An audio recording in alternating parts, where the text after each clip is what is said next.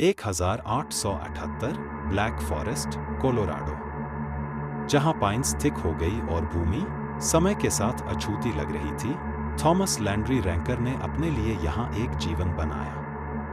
उनका छोटा घर ब्लैक फॉरेस्ट के किनारे था, घने जंगल जिसमें स्थानीय लोग भी शायद ही कभी सूर्यास्त के बाद प्रवेश करते थे। थॉमस के लिए जंगली जानवर कोई अजनबी नहीं थे।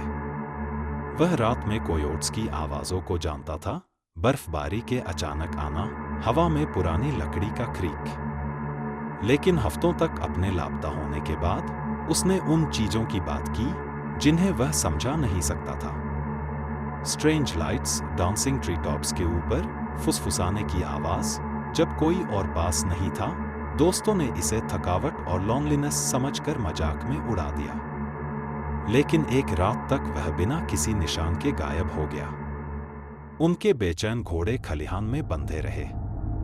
उनका रात का खाना मेज पर अछूता था। उसका एकमात्र संकेत एक कुल्हाड़ी थी, उसके घर के पीछे एक पेड़ के ट्रंक में गहराई से गड़ी हुई थी। जब उसके पड़ोसियों उसे पाया, किसी भी खोज पार्टी को कभी कोई बॉडी नहीं मिली। संघर्ष के भी कोई संकेत नहीं थे। यह ऐसा लग रहा था जैसे कि जंगल ने उसे पूरा निगल लिया।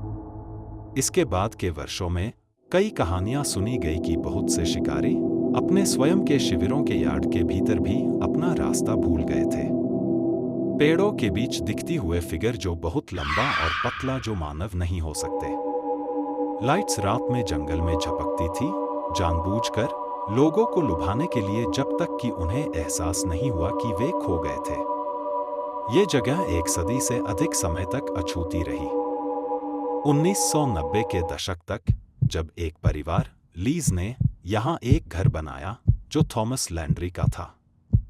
लगभग तुरंत पुरानी कहानियां लौट आईं। दरवाजे बिना कारण के पटके गए। जब परिवार नीचे बैठा था तो ऊपर कोई चल रहा था। बच्चों के खिलौने एक कमरे से दूसरे कमरे में अपने आप चले गए। मिरर्स में अनजान चेहरे दिखाई देने लगे। सबसे पहले उन्होंने अपनी स्वयं की सैनिटी पर सवाल उठाया, फिर इंफ्रारेड कैमरे लगाए ताकि कुछ लॉजिकल एक्सप्लेनेशन मिल सके। जो मिला वह बहुत बुरा था। डार्क, धुंध जैसे फिगर अपने घर में रेंगते हुए दीवारों में गायब हो जाते।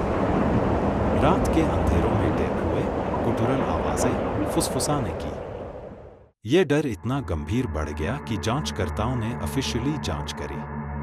उन्होंने दर्जनों घटनाओं का दस्तावेजीकरण किया,